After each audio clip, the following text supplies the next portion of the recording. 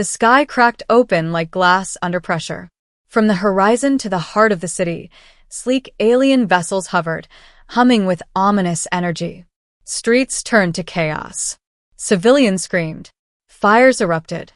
Humanity's greatest cities, symbols of power and unity, were reduced to battlegrounds within minutes. And yet, amidst the smoke and destruction, one figure walked calmly forward. She wore black, flowing and elegant, not designed for combat, yet commanding attention like a force of nature. Her long hair danced in the heat waves of the burning world around her. Strange figures flanked her, slender, silver-skinned beings with jet-black eyes and bioluminescent cores embedded in their chests. They were unmistakably alien. But she was human. Or at least she had once been. 10 hours earlier. Above Earth, aboard the alien command vessel orbiting the planet, Commander Kareth of the Zelluri Dominion stood with arms folded behind his back. His species had observed humanity for decades, admiring their resilience, fearing their unpredictability. "We cannot delay," he growled. "They've weaponized their planet. Even their children hold tools of destruction. Peace is a myth." Beside him stood the emissary. "I was human," she said, her voice laced with ancient sorrow. "But I've seen your stars, walked your memory domes, studied your histories. I know what war has done to both our peoples. Let me speak for them." Kareth turned. "You've lived with us. You've changed. You're no longer one of them." She didn't flinch. "Then perhaps I'm the only one who can bridge the gap." Kareth studied her, his gaze unreadable. After a long silence, he nodded. "Then go. But if they strike, we strike back harder." Now, Ground Zero, New York City. The emissary stepped into the war zone. Drones flew overhead, their scanning beams piercing the smoke. Alien soldiers formed a protective arc around her. Buildings crumbled in the background. Screams echoed from alleyways. Humans, disoriented and terrified, emerged from hiding places with weapons raised, desperate, ready to fight.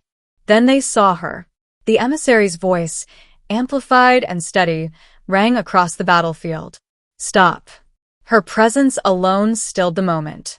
She stepped forward, eyes meeting those of a trembling soldier. "I am Elira," she said, "a child of Earth, a student of the stars. And I bring a choice." The first memory. In a flash, Elira's mind was transported back to the first day the Zelluri abducted her. She had been a linguist, working in Afghanistan, when a ship silently appeared above her convoy. Instead of death, they had taken her, to study, to question, to understand. But it was Elira who learned the most. Over 25 years aboard the alien ships, she grew from prisoner to translator, then diplomat and finally bridge. They altered her, yes, implanted technology, slowed her aging, expanded her perception, but never touched her soul. That belonged to Earth, back in the present.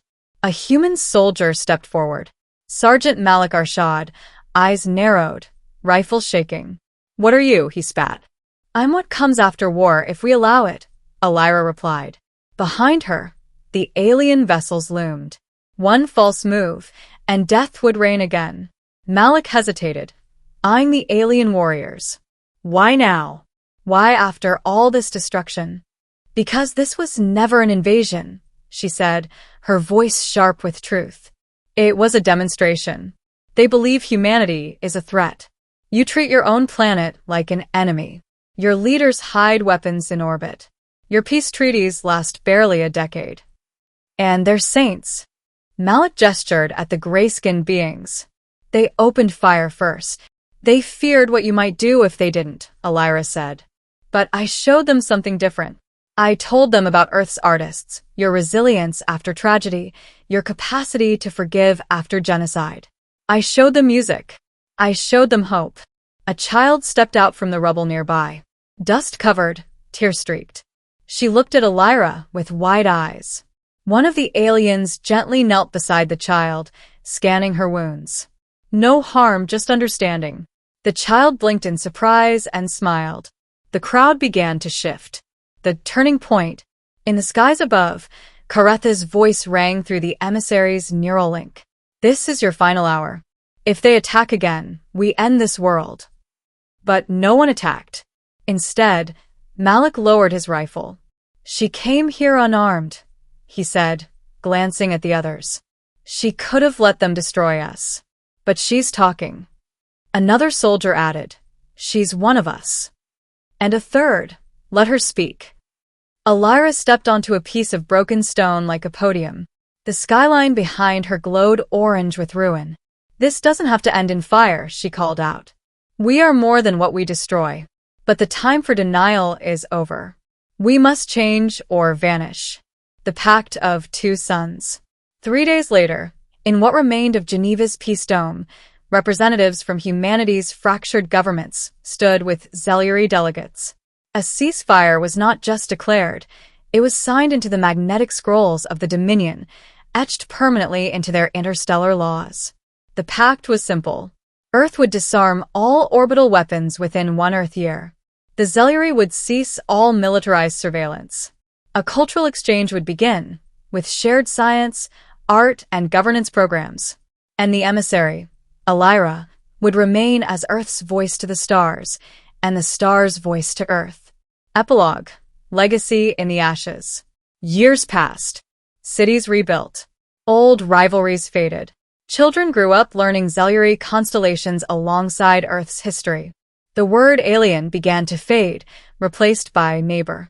And every year, on the date of the fires, the world stopped to remember the first contact, not as the day war almost consumed the Earth, but as the day a single woman, torn between two worlds, chose peace. Some said she was a traitor, others a savior, but all agreed she was the emissary, and her choice shaped the stars. The end.